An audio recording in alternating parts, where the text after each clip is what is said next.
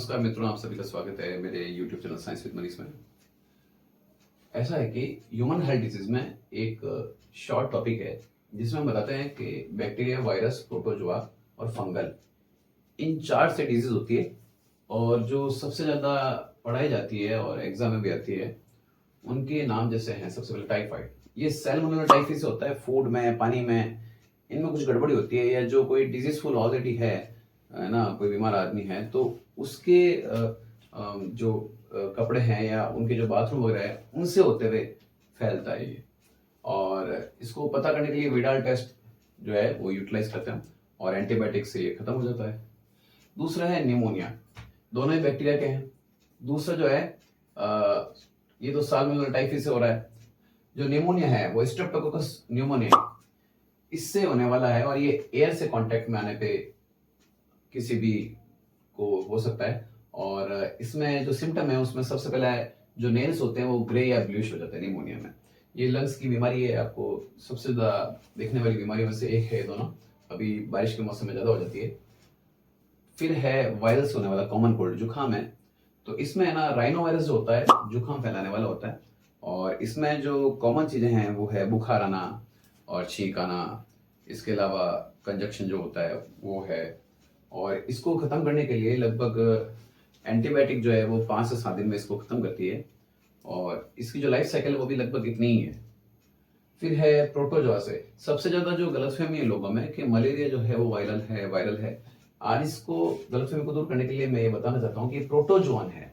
Virus और protozoa में थोड़ा सा डिफरेंस है। तो मलेरिया जो है वो प्लाज्मोडियम जो प्रोटोजोआ होता है उससे होता है। और मलेरिया के बारे में आपको सबको मालूम ही है कि जो सिम्टम हैं वो इस तरह से होते हैं। बुखार आना होता है सबसे पहले, है ना, और एपिटाइट, भूख कम लगती है और पसीना आता है, टेम्परेचर बढ़ जाता है, धड़कनें बढ़ जाना, ये सभी जो हैं इस मलेरिया के अंदर होते हैं। और इसका जो उपचार है वो बात की जाए तो एंटीबायोटिक ही है। और क्योंकि प्रोटोजोन है तो आसानी से एंटीबायोटिक से इसको ठीक किया जा सकता है। और सिनकोना इसका दवाई का बहुत अच्छा एग्जाम्पल है। सिनकोना जो है वो इसमें काम आती है। कुनैन जिसे कहते हैं वो दवाई होती है। एक होता है एमेबाइसिस, पानी से होने वाली सबसे ज्यादा बीमारी है ये इंटेस्टाइन में हो जाके जो एंटामीबा हिस्टोरिटिका है वो एमेबाइसिस कराता है। अंदर जाके या तो डायरिया करवाएगा या क्या कह सकते हैं, स्टूल को रोक देगा, है ना। कई बार जो होता है ब्लड आता है स्टूल के साथ, ये सब इसके सिम्टम होते हैं।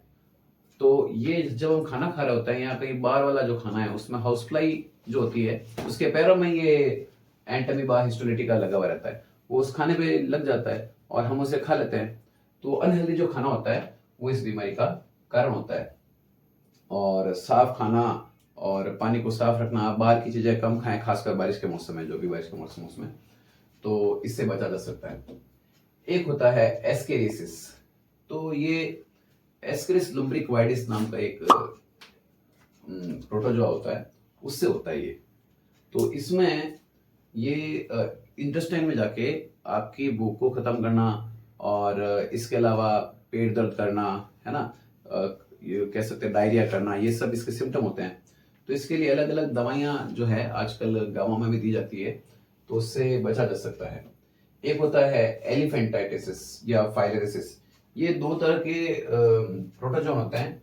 तो एक तो होता है ब्रैंकोफ्टी और एक होता है मलेरियाई। तो जो वाउचेरिया ब्रैंकोफ्टी है या मलेरियाई है, ये दोनों ही एलिफेंटाइटिस के कारक है। गाँव में आजकल इसके इस तरह की दवाएं दी जाती है कि दवाई दी जाने के बाद साल भर तक जो है ये बीमारी आपको नहीं हो सकती। इसमें जो होता है लोअर लिम्ब जो होते हैं, लोअर ऑर्गन जो होते हैं, उसमें ये चला जाता है प्रोटोजोआ और उसके पैर को बड़ा कर देता है, हाथी पांव जैसा इसको हिंदी में बोलते हैं अपन। इसके बाद में लास्ट है फंगल। रिंगवर्म इसका सबसे ज्यादा एग्जांपल है, दाद खाज खुजली जिसको कहते हैं। तो इसमें जो फंगल है वो माइक्रोस्पोरम, ट्राइकोफाइटोन या एपिडोडर्मोफाइटोन, ये जो हैं ये तीनों कॉज हैं रिंगवर्म के होने के। इसको सबसे ज्यादा होने के चांसेस उन लोगों होते हैं जो कि ऑलरेडी किसी को रिंगवर्म हो रखा है, उसके कांटेक्ट में है या फिर उसके कपड़ों को छू लेते हैं, फिर अपने वापस बॉडी को छू लेते हैं। इस तरह से ये 4 टाइप की जो डिजीज है, बैक्टीरियल, वायरल, प्रोटोजोन और फंगल, ये सबसे ज्यादा कॉमन डिजीज है जो कि ह्यूमन हेल्थ डिजीज वाले चैप्टर में आती है और इनके बारे में सबसे ज्यादा पूछा जाता है।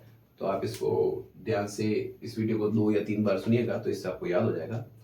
आपका इस यूट्यूब चैनल पे बहुत बहुत आने के लिए धन्यवाद। Thank you.